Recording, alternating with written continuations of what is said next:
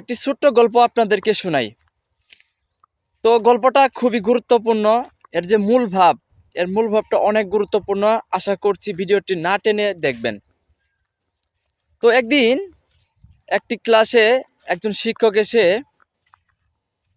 Class নেবেন, এর আগেই একটা প্রশ্ন করে বসলেন।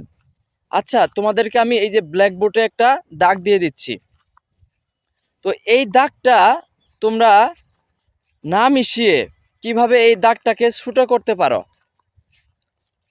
তো এখন সবাই তো শোনার পরে অবাক হয়ে গেছে যে আহা, এটা কিভাবে তারা দাগটা ছোট করবে না মিশিয়ে। তো সবাইকে প্রশ্ন করা হলো যে তুমি পারবে, অনেককেই প্রশ্ন করা হলো তুমি পারবে, অনেককেই, বাট কেউ দাগটা না মিশিয়ে ছোট করতে পারলো না, আর এটা অসম্ভব।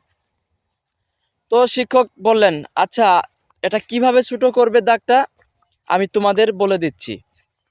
এই লাইন বা দাগটি ঠিক যেমন আছে ঠিক তেমনই থাকবে, আমরা এটাকে টাচও করব না, কিছু করব না। দেখো শিক্ষক কি করলেন, ওই দাগের নিচে বা লাইনের নিচে সুন্দর করে আরেকটা দাগ দিয়ে বড় করে দিলেন।